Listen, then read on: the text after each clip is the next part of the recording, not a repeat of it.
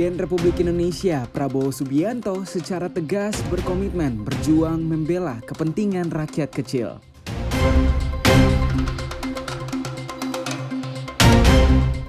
Peringati Hari Kekayaan Intelektual, Disperindak bersama Kementerian Hukum Republik Indonesia Wilayah Kupang bantu daftarkan 40 merek dagang UMKM.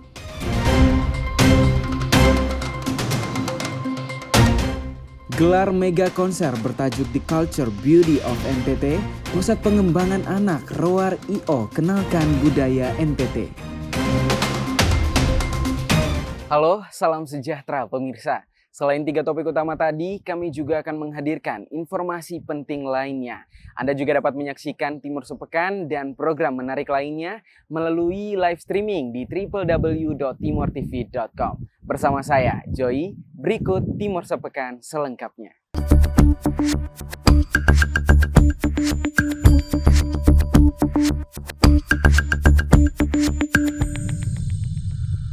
Presiden Prabowo Subianto menghadiri langsung peringatan Hari Buruh Internasional di Monas, Jakarta. Dalam kesempatan tersebut, Kepala Negara berkomitmen untuk terus berjuang dan membela kepentingan dan hak-hak rakyat kecil di tanah air. Subianto! Prabowo!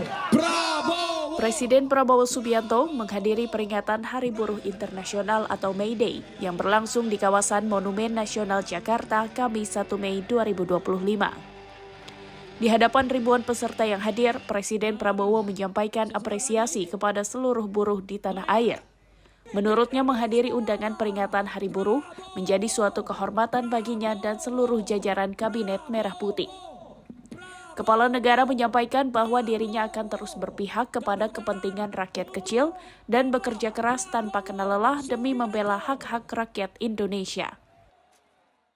Saya merasa menjadi presidennya buruh. Presidennya petani. Presidennya nelayan. Presidennya orang yang susah. Saudara-saudara sekalian, saya ingin menyampaikan bahwa pemerintah yang saya pimpin akan bekerja sekeras-kerasnya untuk menghilangkan kemiskinan dari bumi Indonesia. Prabowo menjadi presiden kedua yang hadir langsung dalam peringatan Hari Buruh Internasional setelah Presiden RI pertama Soekarno dan menjadi bukti nyata komitmen pemerintah dalam melindungi hak dasar serta memastikan kesejahteraan buruh di Indonesia. Peringatan Hari Buruh turut dihadiri perwakilan dari 22 negara sahabat. Dari Jakarta, Cahya Sari, Pradana Putra Tampi, Kantor Berita Antara mewartakan.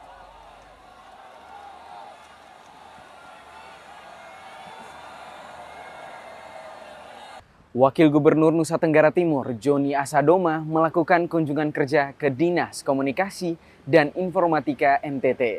Dalam kunjungan tersebut, ia meninjau setiap ruangan dan menegaskan pentingnya penyediaan data yang lebih lengkap dari setiap OPD ke Kominfo. Berikut penjelasan selengkapnya. Wakil Gubernur Nusa Tenggara Timur, Joni Asadoma, melakukan kunjungan kerja ke Dinas Komunikasi dan Informatika Provinsi NTT. Dalam kunjungan ini, Wakil Gubernur menyempatkan diri meninjau setiap ruangan, melihat langsung aktivitas kerja, dan berdialog dengan para pegawai. Kepada jajaran Dinas Kominfo, Joni Asadoma menegaskan pentingnya peran Kominfo sebagai pusat informasi dan pengelolaan data strategis pemerintah provinsi.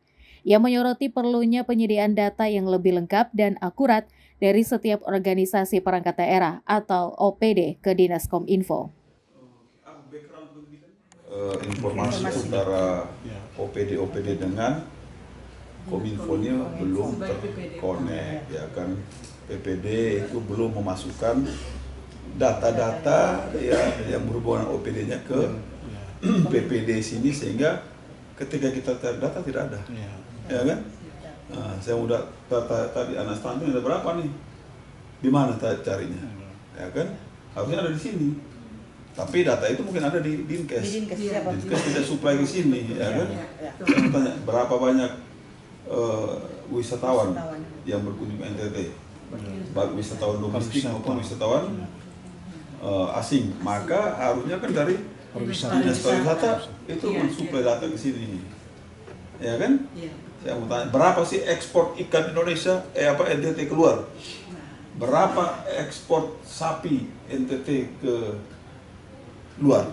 Nah, ini kan harus ada di sini semua. Jadi orang begitu buka web NTT, itu semuanya lengkap.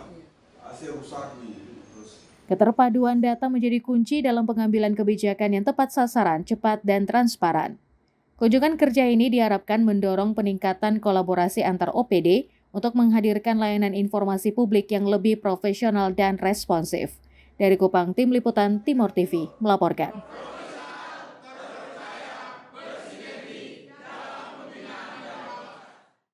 Ratusan driver Maxim di Kota Kupang menggelar aksi demo di depan kantor Maxim cabang Kupang.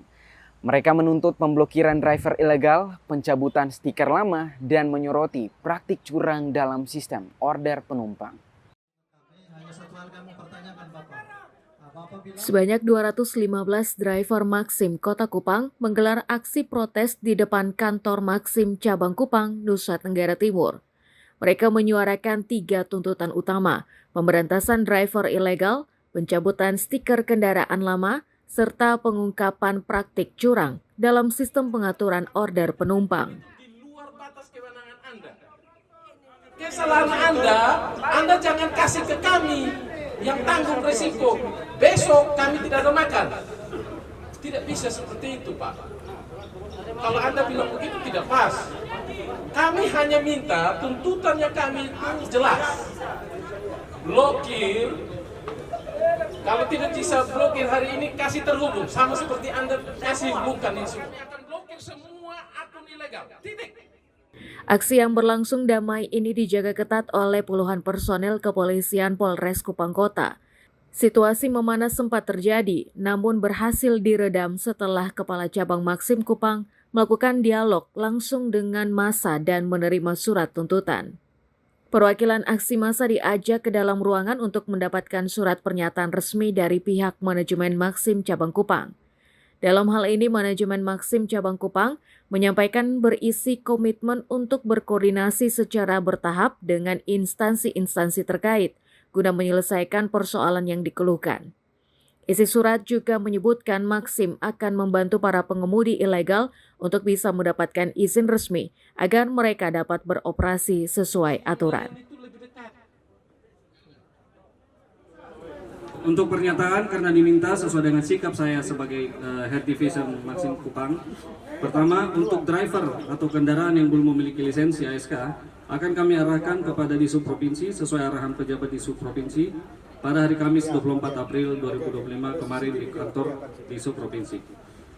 Kemudian stiker kaca belakang sesuai arahan Pak Disub kemarin itu diminta untuk resize atau dibuat ukuran yang kecil ataupun setengah kaca dari kaca belakang agar tidak mengganggu pandangan. Tadi juga sudah dijelaskan sama Bapak Kasat Lantas. Proses untuk mendaftarkan para driver agar dapat lisensi ASK akan dilakukan bertahap sesuai diskusi dengan Disub Provinsi 24 April. Karena kemarin informasinya sekaligus beliau-beliau juga tidak bisa langsung menampung sekaligus. Dengan adanya komitmen tertulis ini, para driver menyatakan akan terus memantau tindak lanjutnya dan berharap janji bukan hanya janji, tapi benar-benar diwujudkan demi keadilan dan perlindungan mitra pengemudi. Dari Kupang, Tim Liputan Timor TV melaporkan. Sebanyak 40 merek dagang UMKM Kota Kupang didaftarkan merek dagang mereka. Informasi selengkapnya akan hadir sesaat lagi. Tetaplah bersama kami.